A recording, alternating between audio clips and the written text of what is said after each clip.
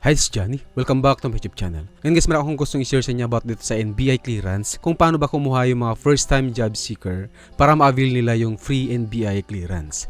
May mga nagtatanong kasi sa atin guys kung ano yung mga requirements, kung ano ba yung mga steps para makakuha ng free NBI yung mga first time job seeker. Kung halimbawa guys, first time nyo lang kumuha ng NBI clearance or first time nyo magkatrabaho, so pwede nyo ito ma-avail.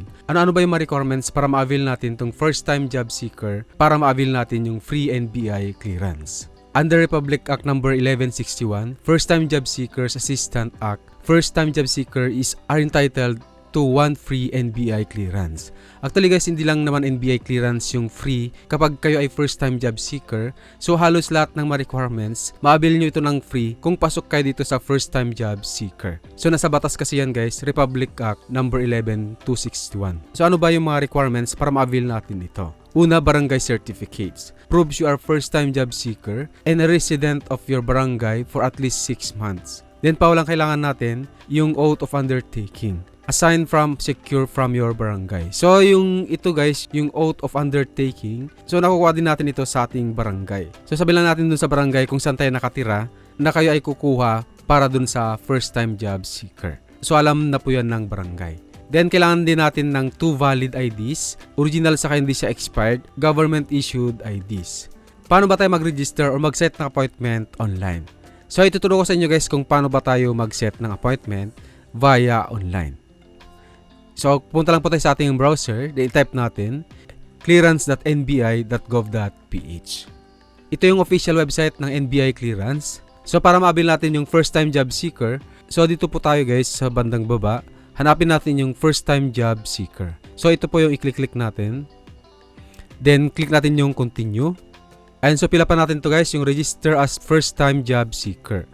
Yung gender, status, birth date, first name, middle name, surname, mother's middle name, mobile number. So, yung mobile number natin kailangan active guys kasi dito isi-send ni NBI clearance yung OTP. Then, enter new email address, saka yung password, then confirm password. Then, check natin yung I'm not a robot, then sign up. So, fill upan natin. And after natin ma-fill upan guys, click natin tong sign up. So, makatanggap tayo ng OTP dun sa ating mobile number. Kaya sabi ko sa inyo guys, kailangan active yung ilalagay natin na number kasi doon isi-send ni NBI clearance yung ating OTP.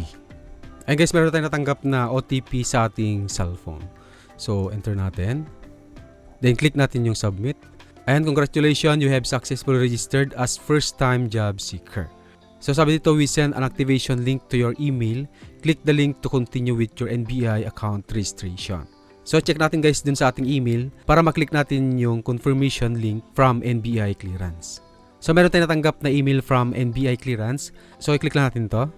Ayan, activation link. Greetings, your NBI account is almost done. Click the link below to activate. So, i-click lang natin to guys yung activate account. Ayan, so sabi dito, ang iyong account is aktibo. Maaari ka na ngayong mag-login. Ngayon guys, balik tayo dun sa NBI clearance website para ilagay natin yung ating email saka yung create natin kanina na password. So, ilagay lang natin guys dito yung ating email saka yung password na create natin kanina. Then, click natin yung sign in. Ayan, application information. So, kailangan kumpletuhin natin ito lahat. So, lahat ng mga required information na kailangan natin i-enter dito, kailangan makumpleto natin lahat.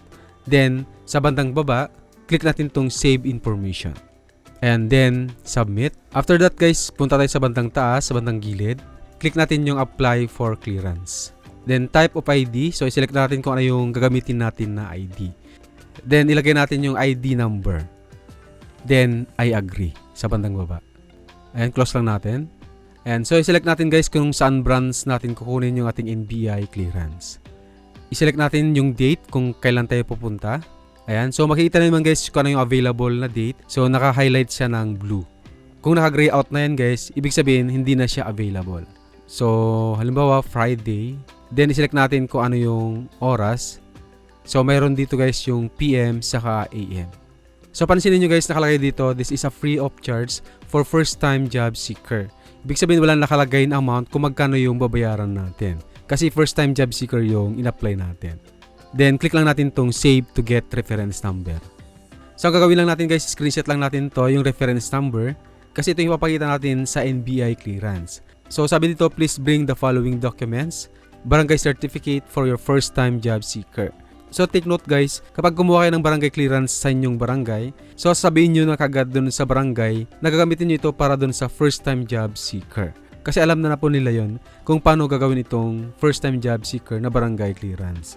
Ayun guys, ganun yung pagkuha ng NBI clearance para dun sa mga first time job seeker para ma-avail natin yung free NBI clearance. I hope na nakatulong yung ating tutorial at sana nasundan ninyo. Kung may mga katanungan kayo guys, pwede nyo comment sa ating comment section below para masagot natin. Maraming salamat guys. See you next time. Bye bye. God bless.